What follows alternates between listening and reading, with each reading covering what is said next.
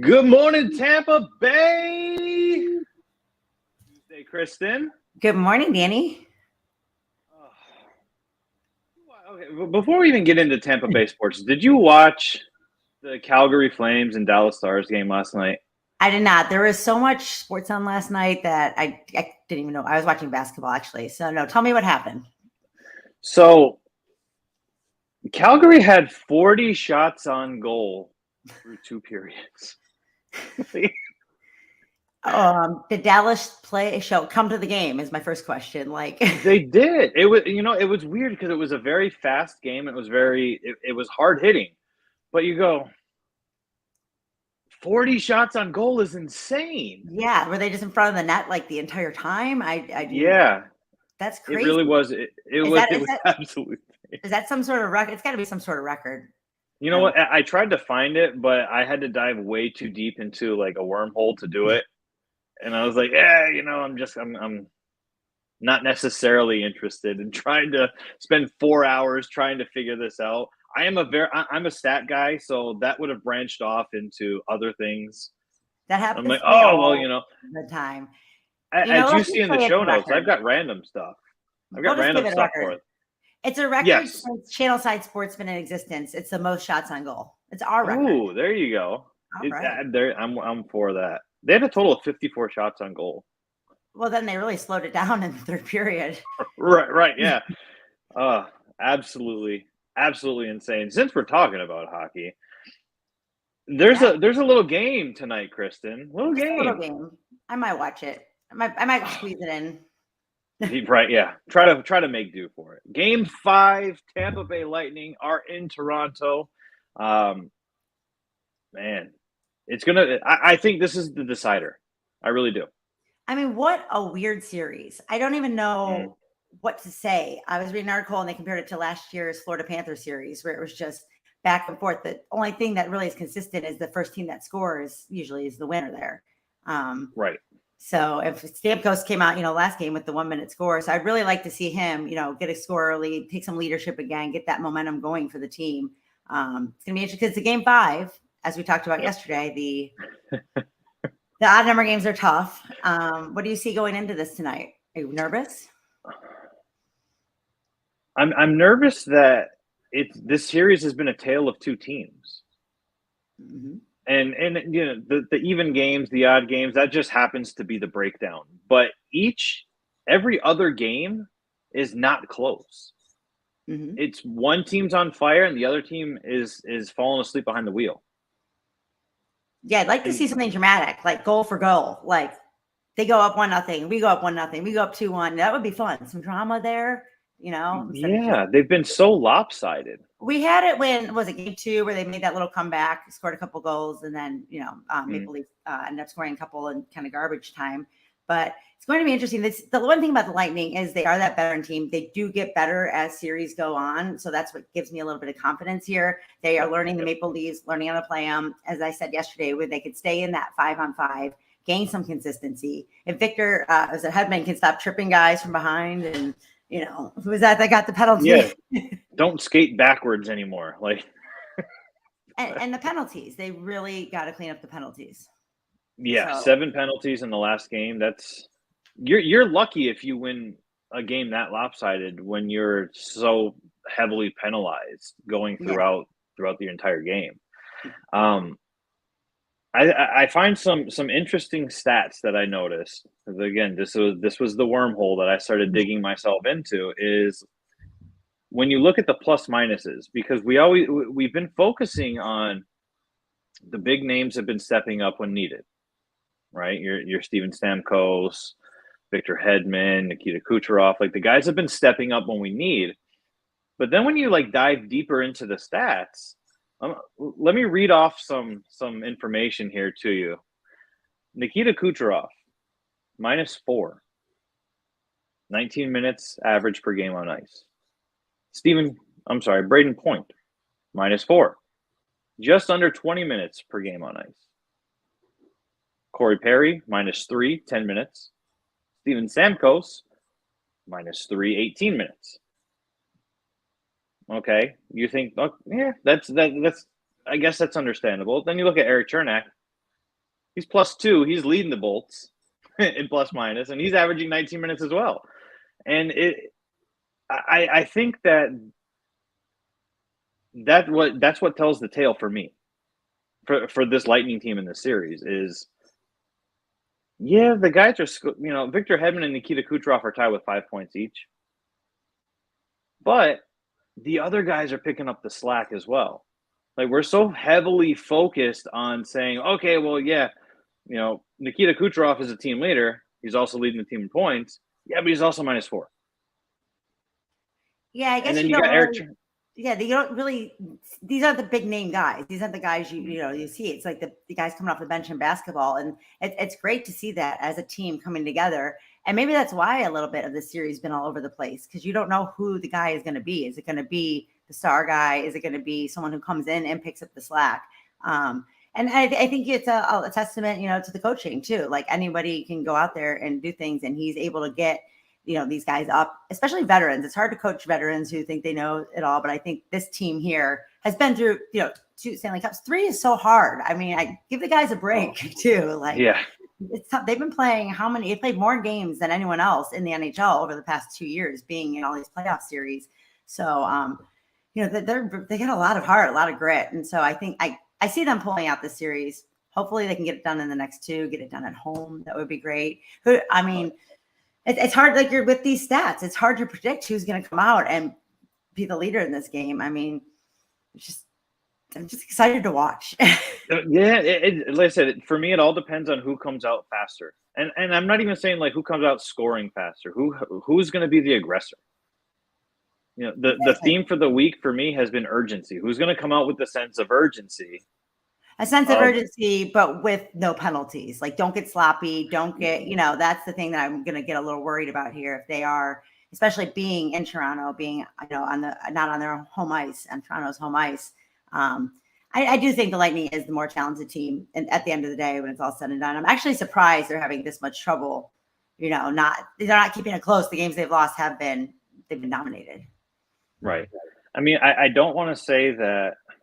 I don't want to put that much emphasis, being like, all right, whoever wins this game is going to win the series. But I do feel like this could be a turning point, especially if the Lightning win. Because we know that the Maple Leafs are kind of scorned when it comes to playoff competition, right? They haven't won since 2004. And it's like you said, the Lightning have played more playoff games. 16 players on the team have one ring, and 13 have both.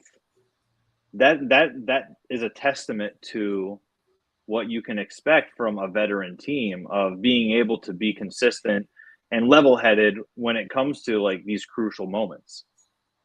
Exactly. So, and yeah, they just got to get in that rhythm there, get that 5-on-5, just really play consistently as a team. Are you going to the watch party? I am going to the watch party. Absolutely. I've been to all of them, which is great. And that's why we moved to Tampa. And you know what? I can't wait to see what you look like tomorrow morning then. See if you're this spry after that watch party. I live 15 minutes away, so it's not bad. All right. So, if it ends at 10:30, I could be home before 11. All right. Depends on how far away after the park, I guess. That's what it boils down to. Yeah, I would like to go up. I got to work late, but maybe I'll make it up for one of these other games and actually meet you in person. Hopefully for the next round. Yes. Absolutely, we'll be there every time. I think one thing that's nice about the game today is this is one of those random ESPN style stats. Andrei Vasilevsky is 13-6-1 this season on Tuesdays. All right. We're just pulling it all out here. It's game 5. Oh, I told you. Tuesday. So what's going to happen? Yeah. I mean, he's been great. He's just been so consistent this season, and he gets better as series goes on too, Vasilevsky, and I just, he really has been one guy that's just been super consistent that you can count on. So, 100%. And, he's always in the running for, so when I was the managing editor at Bolts by the Bay, I put out a graphic that showed that through a certain point in time in their careers, Big Cat had better stats than Patrick Waugh. And I got so much backfire and so much heat for it. from like the hockey purists, and like, you can't do it. And I'm like, look, I get it. When it comes to like, especially like basketball, I am very much a purist. I will defend the 90s to the death. Okay. And I get it. And Patrick Waugh is great. And I'm not saying that he is already better than him, but he is on pace to be better than him. Which, how old I mean, is that's 27. Yeah, he's still pretty young, so he could probably play. Yeah, so we shall see. Especially if he's on this team that keeps making the playoffs and going deep into the playoffs, he's gonna collect a lot more stats too. Right. Yeah. I mean, they're fudging the numbers on the salary cap. that's always a great topic. I don't get that one. I've had some people mention to me that Big Cat has been allowing more goals throughout the playoffs so far than he has the previous 2 years, which is true. However, the playoffs this season are just a little bit different, though. In my eyes, there's so much higher scoring than normal. There's been 32 games played so far through the first round, and there's only been 4 games where the winning team has scored less than 4. I read your note on that, and I was thinking that the other day. I think I was looking at the scores on Sunday from Saturday's game. So thinking every winner had 5 goals, at least 5 goals. Yeah, some of these scores like 7-3, and it's just been wild out. Yeah, like if people are winning and they're winning big, it's not that 2-1 game that we're seeing. It's they're scoring their points in bunches has been kind of the theme. So if you look at somebody, it's right. Well, I mean, yeah, because if you look at, I think he's allowing 3.5 goals per average on average per game throughout the playoffs so far. And you go, well, I mean, if that's a regular season number, that's not that good, right? But you look at that and go, yeah, but everybody's scoring pretty much more than four goals a game anyway to win. So and is it as that a stat terrible? guy? Now I want to look at the average number of goals being scored per game, and then look at the ratio of really is it how much that is. All right, you have some homework. You got some homework after. I have homework. Maybe I'll put it out on a graphic. Throw it out on the Channelside Sports. He's only allowing 2% of goals or something like that. It looks like a high number, but when so many goals have been scored, just trying to back him up. Give him and like I said, to me, he doesn't look terrible, especially when you look at before even deep diving. When you look at it and go, okay, well, I mean, only 4 games out of the 32 have been less than 4 for the winning team. So, like, that's not that bad. That's not that bad. Yeah. Stopping them. Hopefully, stops them when they count tonight. Yes. Stop the first one. Like, let. I don't care if it comes in. Like I said, as long as they play hard, and are the aggressor. We've seen, how many times do you see it where if you can't clear the puck out of your own zone, your chances of getting scored on are very, very high. Mm-hmm. Absolutely. You can't. Yeah. It gets frustrating, and you can't let that frustration get to you. Then that's when the penalties happen. That's when the teamwork kind of collapses. So, and I think they can build off the momentum. That game was so exciting. Just getting, it was great, and I hope they just keep that momentum going in there, and can pull it off. Yeah, I think they'll win. I think so too. I can feel it. I don't know which bone but it's like, I don't know. And wherever Evan is, I think he thinks so too. I think he thinks so as well. Yeah, I think he's in a meeting right now. Who goes to meetings during your show? God. Yeah, right. Doesn't he know he has a meeting with us? You stop that with that real life work, Evan. Good Lord. The Rays are still out west. Unfortunately. What was this? The West Coast Revenge Tour? You guys are calling it? It was the West Coast Revenge Tour. I mean, they still got a winning record while being out west. Last night, hopefully, is not indicative of how the series against the Angels goes. As you see, they dropped the first game 11-3, and it was a record-setting night for the wrong team. There's a lot. Yeah, I mean, I'm watching it because I'm watching basketball. I got the game cast on my iPad. I'm like, oh, all right, Springs is doing all right. Oh, look, we got a run. I look down, I'm like, oh, 3-1. Okay. I look down. It's like 6-1. Like, what is going on here? And I mean, for the Angels, what a game. Springs started off pretty good. I was actually thought he had a pretty good game. Kiermaier apologized to him after the game for losing that ball in the lights to give Ohtani that double. And, he was like, he wasn't mad about it. But I did think Springs came out there pretty good. But then that changed the momentum there. And then the back-to-back home runs. Oh, my goodness. Yeah, it was. I was going to say Ohtani hit a grand slam. And you look at Calvin Foucher had his MLB debut last night, and he only pitched in 1 inning, which had 3 hits and 5 earned runs. And poor guy. You look at it and go, okay, so the bounce back, that's got to be key for you, right? Like, don't get shaken. Like, that was your first inning pitched. Did it go as planned? Hell no, it didn't. But like you said, Springs looked good, right? He had 3 earned runs. Well, I think sometimes maybe get that monkey off your back, get that first, monster thing off your back, and now shake it off.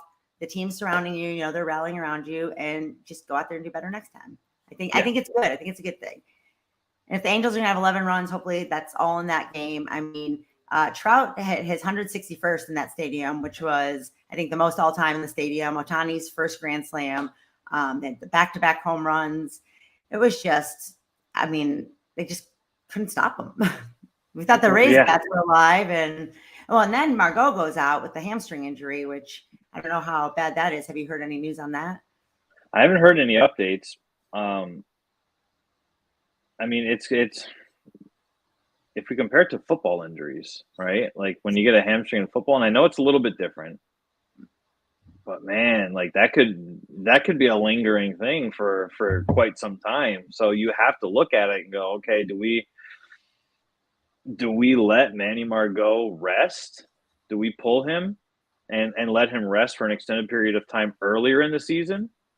Or do we risk him prolonging a full recovery so we don't lose any ground on the Yankees? Because now they're 3 games back, as they obviously dropped last night's game. Yes, it's really a touchy situation. Hopefully it's nothing too major because, I've hurt hamstrings before, and it's one of the hardest injuries to heal. I mean, the hamstrings are hard to build up. They're weak. So, like you said, baseball, you don't need to use them that much. But to have your guy who's just been on fire go out like that, it's tough. Yeah. I mean, and he's not just on fire, Kristin. Nice segue. Oh, man. We nail these segues every single morning. I mean, it's 3 shows. But every single morning, we have nailed the hell out of these segues, and I love it.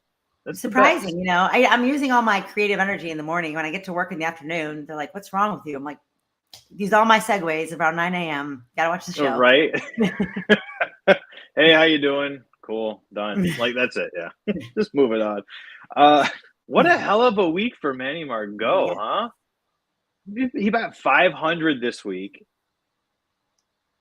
3 home runs, 8 RBIs, and 0 grasshoppers eaten. And how many of those came in after the 8th inning? I mean, a lot of his work came in the last inning or 2 of the game, which, saved the best for last. I hate to see him go out with an injury, but who would have seen this coming? But not if you would have told me in the beginning of the season, he was going to be this guy and player of the week, and which is great for the Rays. The Rays have had that, and just the past previous seasons, you find somebody that you're not going to expect. It's not, the star guy of the team, and they come out and they really surprise you. And that's why this team has been successful, where they can find these guys. Yeah, they've been able to do that for such a long period of time as well. And they know when to get rid of guys like Carl Crawford, going back to that, and BJ Upton, Garza, like some of these pitchers. They've always gotten rid of these guys, and then they go to somewhere else, and they're never, for the most part, as successful as they were on the Rays. So when you're not going to spend any money, I guess that's the way you got to do it. Right. But what happens when they get rid of these guys? It's the end of the world. Yeah. I mean, they got rid of BJ Upton. What are you doing? Yeah. Evan Longoria. It worked out okay. Yeah. And it turns out, and then they find some other guy that comes in for him, and usually it's really, really good. And then we get rid of him, 2 years later. But props to Manny Margot, player of the week. Those numbers are great. I hate to see him going out, but we can't make his numbers worse, I guess. Silver lining. Yeah, I mean, I like the positive spin on that. That's very nice. That's key. The first pitch tonight is 9:38 p.m. again. These late games. The West Coast games are just so hard to watch. They really I'm going to are. bed. It was like, I'm going to bed. It's the 5th inning. It's like, oh, I guess I'll get up and find out what happened in the morning. Yeah, you look at your clock, you're like, damn, I'm staying up way too late tonight. I need to go to bed. Oh, the game's in the 5th inning. I guess yeah, I don't know. Did you stay up and watch the whole thing last night? No, I did not. Yeah. Thank God. Thank God. Yeah, no, I'm a morning person, so my alarm goes off in the morning. It doesn't matter. I could set it at my old job. I used to have to get up at 3:30 in the morning. And the moment my alarm goes off, I'm up. Like there's no like I need to lay in bed for a few minutes and kind of like stretch. Like I sit up like the Undertaker and I'm out the door. Like that's me every morning. Your poor wife must be terrified, like with the Undertaker arising in her bed. Right. So No, I'm she's a resting night in person. So morning show is, a new kind of thing for me, but it's good. I need to get up in the mornings and start my day. So I'm the hit the snooze button 4 times, and my boyfriend's like, "Will you get up and stop that alarm?" kind of thing. So I mean, I'm not gonna lie. I did that this morning. I had my alarm set for what was it, like 6 a.m. I think I had my alarm set for. I'm 2 for 2 on the show, but I'm just going to preface our listeners. I may be a little late sometimes, hopefully not, but you never know.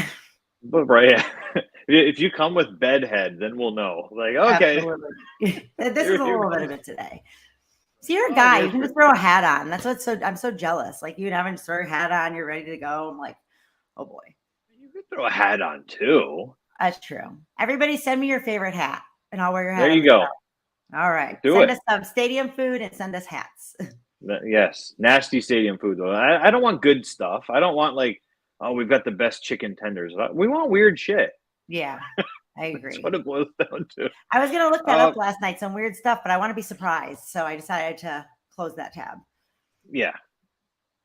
Yeah, because I don't want to know. I don't want to be I don't want to be spoiled by what's coming in.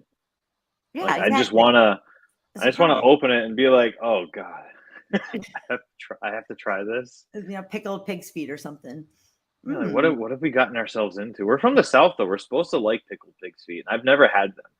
I never will. I'm from Cleveland. I am a meat potatoes girl. I live in Florida. I don't even eat fish. You don't eat fish? No fish. Just can't do it. Can't do it. Maybe a shrimp here or there. So I love seafood. Seafood is my favorite. When people ask you, like, if you were stranded on an island and you could bring like one thing, like you could bring one style of food, what would you bring? Oh boy. That's tough. I mean, I'm like a chicken tenders person. You're like, I'm not gonna eat chicken tender. I will. Just because it's simple, it's safe, it's easy, but I can eat that forever. I don't know. Yeah. You're gonna have to let me sleep on that. I'll get back to you on that one tomorrow. It's a tough question. I think I'd have to bring. I think it's a toss-up between Chinese and Mexican for me. Oh yeah, I'd Chinese. Yeah, I'll be hungry an hour later though. Right, and when people tell me like, "Oh, I'd bring seafood with me," I'm like, "Dude, you're on an island. You don't need to bring seafood with you. Seafood's already there. That's a luxury that you're gonna have. Bring some coconuts. I really need. Yeah. I'm gonna bring sand with me to the beach. What? The hell is wrong with you? Corey Kluber is taking the mounds tonight. That went off the rails. Roxana said she doesn't want to ask for a bite of our pickled pig's feet. All right, Roxana. We won't give you one. Yeah. That's my wife who, no matter what I make, she needs to have a bite of it. I want this. You didn't want it before I made it, but it's okay. Hard Rock has the Rays as favorites tonight. Didn't they have them as favorites last night as well? They did, but you would have thought that may have been skewered just a little bit based off of the result last night. But it possibly it's because Corey Kluber's on the mound. Yes, he's got a 2.36 ERA. Yeah, he's been great for the Rays this season, and Springs, it was his second start, so I don't fault him for that. And I think Kluber will have a good bounce back game. He's been playing pretty good. God, what is he at? 3 starts so far? What is he at? Yep. Yeah. This will be So his third start, I believe. Yeah. as his third, yeah, he's he was on the Indians for a long time, so I'm from Cleveland. I watched him a lot, and he's just been consistent. And so I think maybe they should be able to turn it around. Hopefully, they can get their bats working. With the one home run last night. But and then who's on the mound for the Angels tonight? Reed Detmers. I mean, he's got 5.32 ERA. So this looks like a pretty good matchup for them. I think, what I was listening to an interview or friend interview, Ohtani was saying when Trout hit that home run and then he had the back-to-back ones, that was really, he's like, they gave him so much momentum there. So I think Kluber should hopefully minimize the hits, minimize, the damage there. And if we can get our bats awake on Detmers, he's got a pretty high ERA. Maybe this is a good turnaround game. I hope so. I mean, even if it's low scoring, just you've got to shift the momentum. And I always look at, and I think that's the way that everybody should look at baseball during the season, is you got to look at it series by series. If you win or split each series, your season is going to be pretty damn good. Yeah, I mean, I made notes of all the series. They've lost to the Twins series and the White Sox at Oakland. And that's all they've lost this year in the series, and they've won one game. They haven't been swept this season yet either. So, people are freaking out. People it's how many weeks? We're not even a whole month into baseball. Right. People are losing their minds. Well, we say this all the time. Don't push the panic button.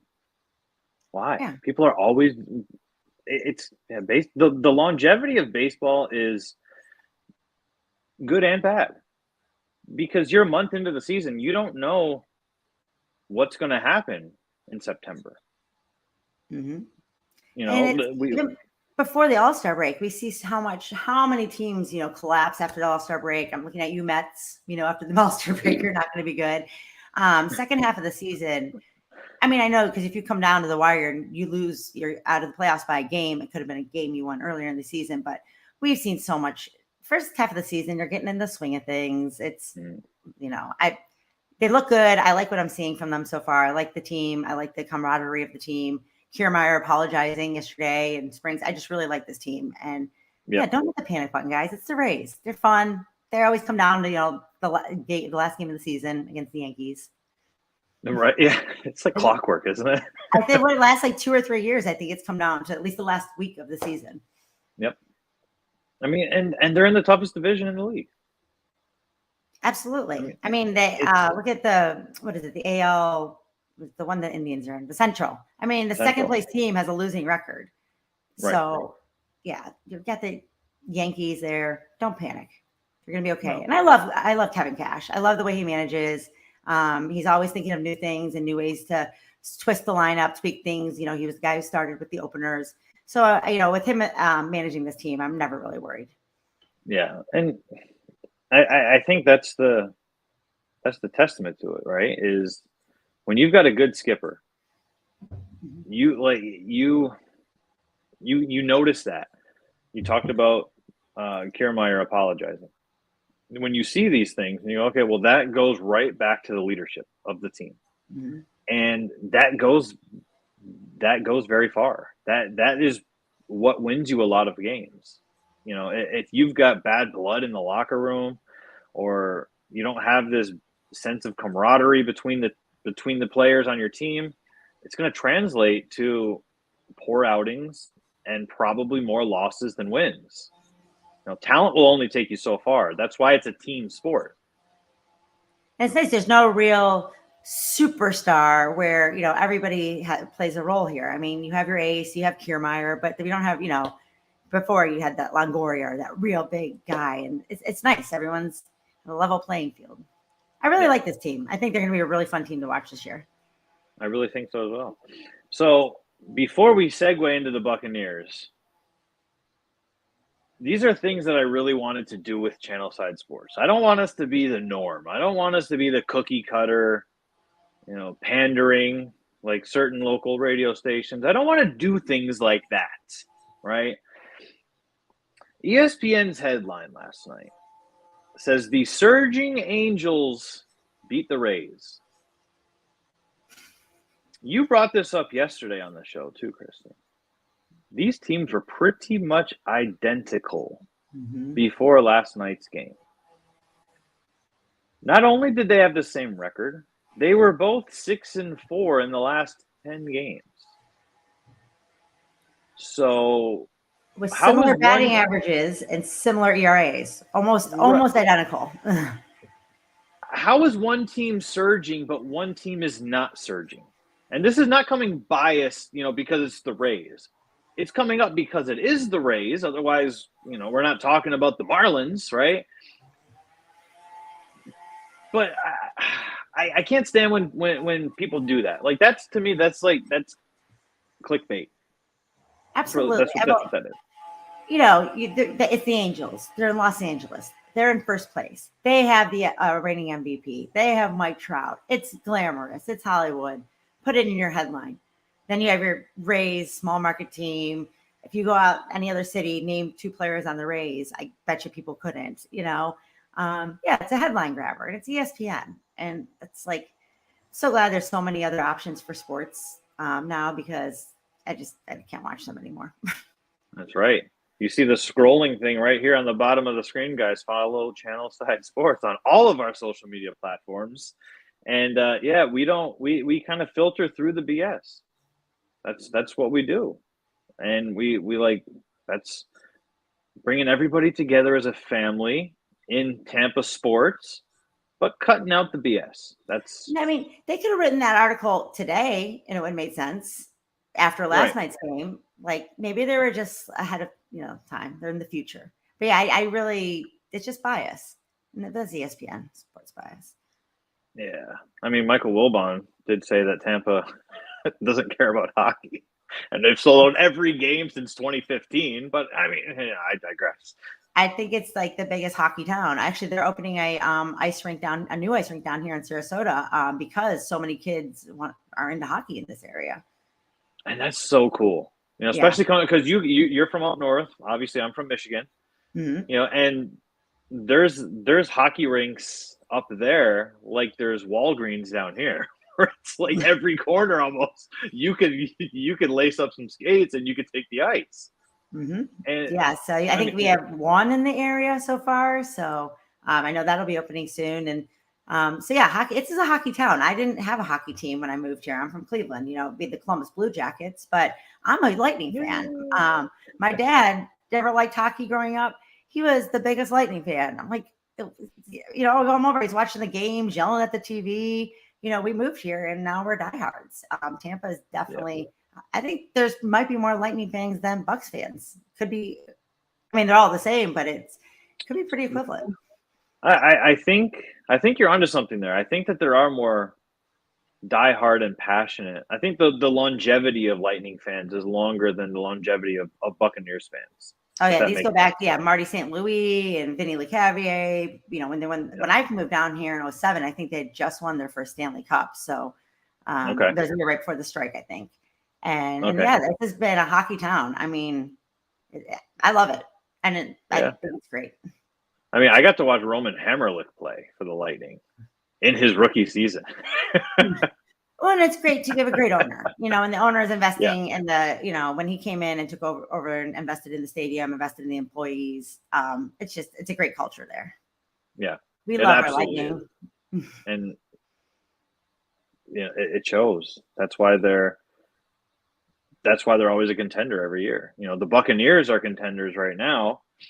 I just saw some breaking news actually about Tom Brady. Are we breaking news on the morning show? This is beautiful. Yeah, take it away. Broke a few minutes ago, but I wanted to wait until we were on our Buck stuff. But breaking news from ESPN: Tom Brady has agreed to join Fox Sports as its lead NFL analyst whenever his playing career ends. Interesting. Yeah, the lead analyst. I mean, they've got an opening. Troy Aikman's gone, and I mean the guy is going to be the lead analyst, and he's never. I'm sure. I mean, he's analyzed a million games, but it's going to be. I think he'll be great. I would, you're going to get into his brain. You're going to get that's going to be really like Tony Romo calls games. I love hearing players call games because you really get to hear their side of it. I love hearing Drew Brees as a analyst now. Yep. As long as you've got personality, I think like that's what it does for me. Like I don't like listening to Aqib Talib call games. No. I feel like he's trying to put himself over more. Because all of his points always tie back to what I used to do. And you're like, I'm okay with that to an extent. Like you got to pump the brakes a little bit there. Yeah, I like the Peyton and Eli stuff like that. I like where that's fun. They're great. But yeah, speaking of great people, Tom Brady, they altered the schedules. I saw that article yesterday, which it makes sense, makes total sense. But that is just goes back to him being the GOAT. What other player? Who do they do this for? It's amazing, right? And because he's gonna drive ratings, and I think that's what it goes on.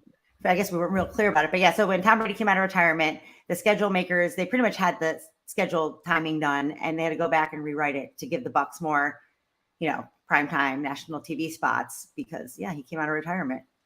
I was shocked. Were you surprised he came out? I thought he was really done. I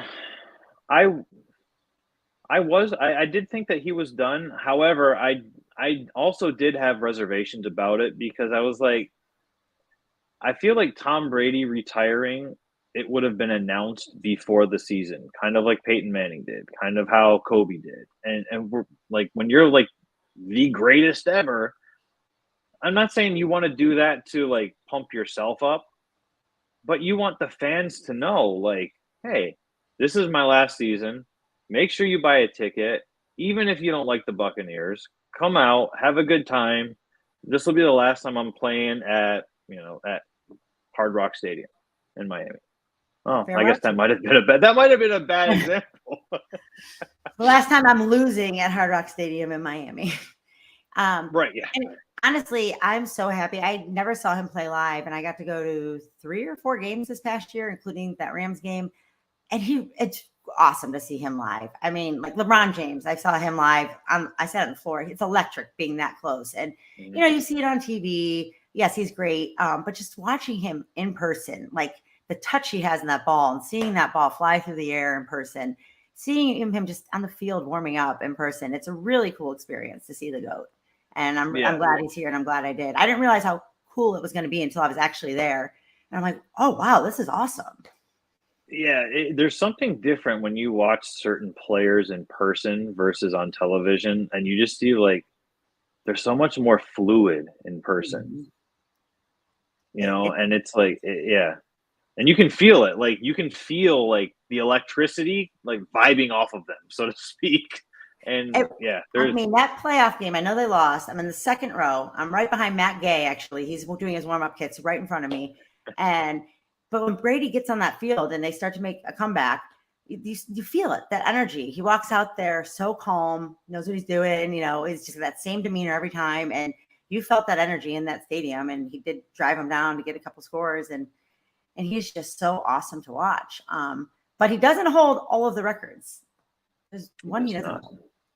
What's the one record that he doesn't hold? He almost broke the record last year for pass yards in a single season, which Peyton Manning, Drew Brees did hold it. Peyton Manning beat him by 1 yard, which is 50. I think he had 54-77 is the record. Brady had 53-16 last year. 53-16. Yep. So this one record he doesn't hold. I don't know if he tries again this year. I don't know if he'll get that high, but there are a lot of records that were broken this year. I want to that again. Michael Strahan's stack record, 22.5. When I was looking at this up, I found an article. TJ Watt at the time, I think, had about 15. They didn't think it'd be likely, and he ended up tying, not breaking, tying. 22.5 sacks. That's a lot of sacks. That is a lot of sacks, absolutely. And correct me if I'm wrong, but I believe TJ Watt did it without the extra game because he missed a game throughout the season, so he didn't play 17 games. He only played 16. Tied it in 16, which is pretty cool. And that we're going to see a lot of broken records now because of that 17th game, which is why I bring it up. But do you think anyone will even break 20 this year? 20 sacks? That's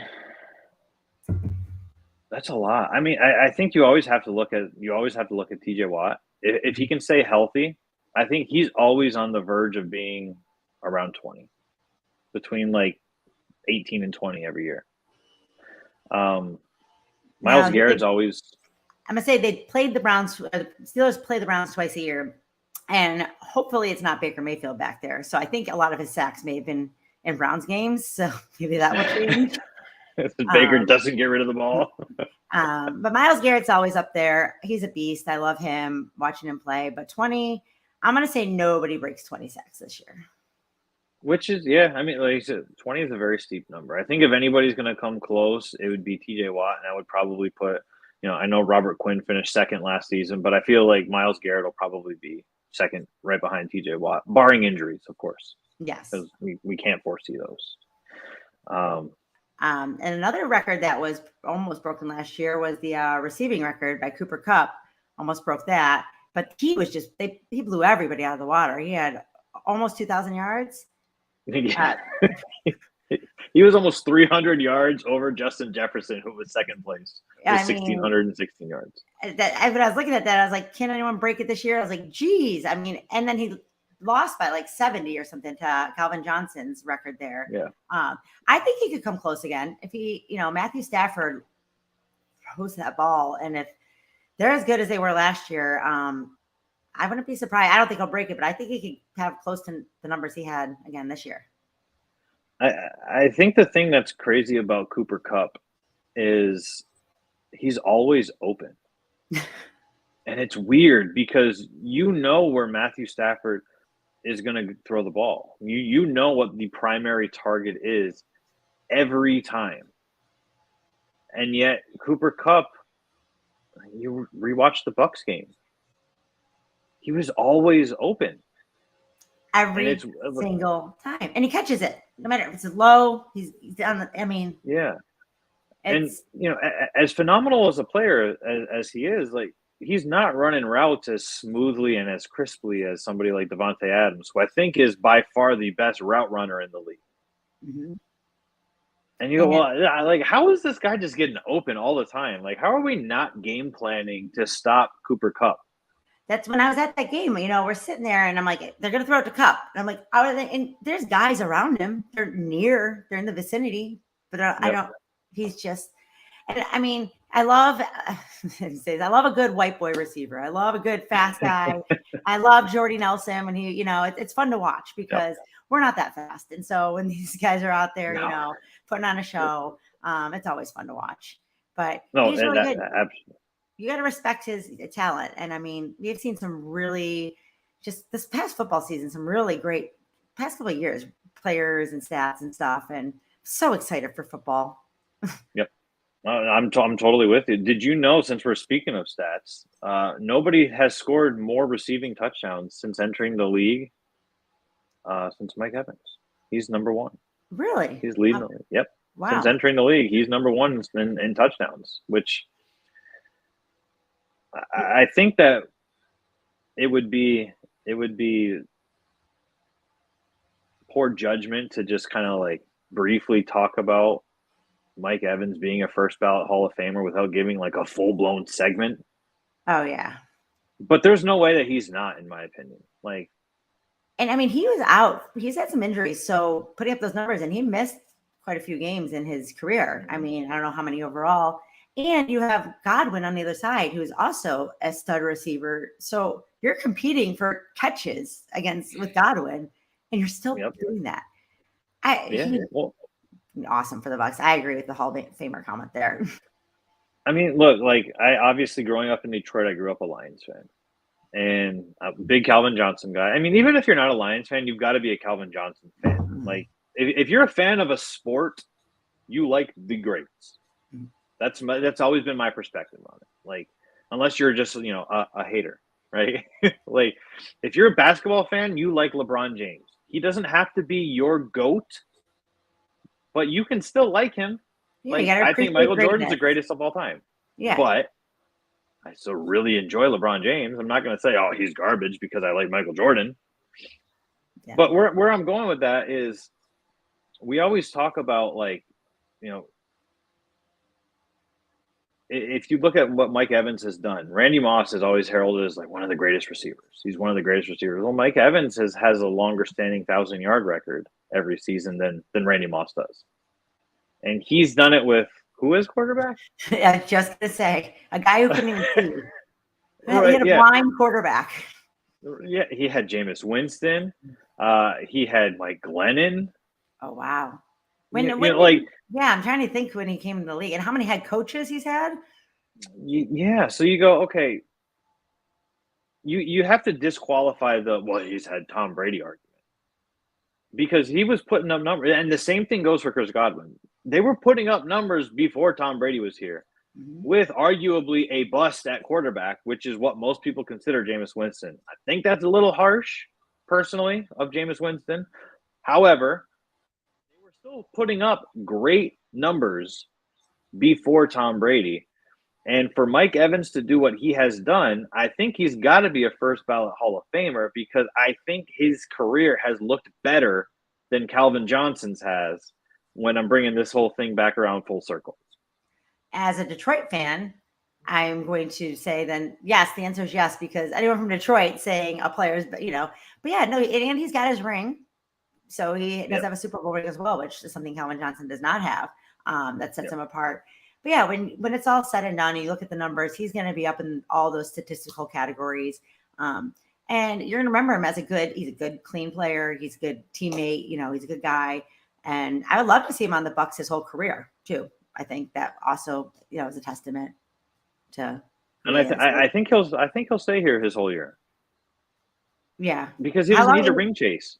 No, he's got his ring and he likes it here. He's just, he's a really quality player. And I think maybe that's why Godwin's good. They're not ball hogs. They both care about, whoever gets it, gets it. It's not, Antonio Brown where he wants the ball, which, we had these two good receivers and then we go bring in that bad apple, that cancer. And they still were able to work around it. And he definitely deserves all the credit in the world. And he's just been a great player for the Bucs. So definitely be in the Ring of Honor. I guarantee that. Oh, absolutely. Yeah. Absolutely. You also noted Trayvon Diggs with his 11 interceptions. Yes. The record is 14 from 1952, which is super impressive. Will it ever be broken? 14? I don't think so. I mean, and like I said, if Baker Mayfield's starting for the Browns, maybe someone on the Steelers or the Bengals. But 14 is a lot. Like Diggs 11 was. I feel like every time I was watching a Cowboys game, that guy was intercepting the ball. Just like look up at red zone and there he is with another interception. But that's a 69-year-old record or something like that, which is one of the oldest records in the NFL. So yeah, 14 is a lot of interceptions. That's almost won a game. Yeah, which is, it's a passing league, right? So the opportunity could be there, but it's with game film and being able to break down players, like their habits. Like you look at somebody like Tom Brady, right? This guy is an absolute monster in the film room. He's able to notice pre-snap, if a guy's right foot is pointing inwards, he's going to cut back to the availability of information now, I think, is what makes it difficult. And I know Trayvon Diggs also gave up the most yards as well, but he also had 11 interceptions. Yeah. At what point do you say, okay, well, yeah, that evens out. Like you can't say, oh yeah, but he gave up so many yards. Yeah, but he also caused that many turnovers. You didn't give up as many touchdowns. You gave up a lot of yards though.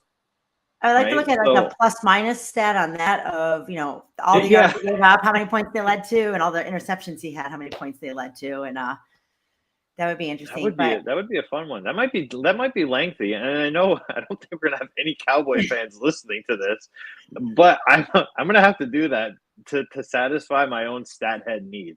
I mean, if we had Cowboy fans listening, they would already be in the comments, so I can guarantee there are none. No, and I apologize to the Bucs fans that were giving the Cowboys so much shine, but hey, it is what it is. We have a schedule coming out just in 2 days. I mean, I guess we're gonna keep something. Yeah, where's your little? I'm trying to think of a good teaser that's not really going to give it away. I've given the milk and cookies. They did. That was like announced a Christmas Day game today. The Rams are playing somebody on Christmas. Yep, the Rams are playing on Christmas Day. I don't remember their opponent either, but I do know that they are playing on the Broncos. which is a good game. Like you would think that. I don't know if we talked about this yesterday or if Evan and I talked about it on Friday, but for the game in Munich, if you're not going to like, I know they scheduled it for the Bucks and Seahawks before the Russell Wilson trade, but who the hell wants to watch the Drew Lock led Seattle Seahawks against the Tom Brady led Tampa Bay Buccaneers? Like that's not going to put asses in seats. Maybe just because it's the NFL, it will sell out, right? Because it's so few and far between, and it's the first game ever in Munich.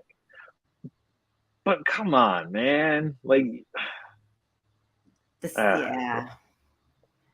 I'm not interested in that. Is he going to be their starter? They're like, Drew Lock is it.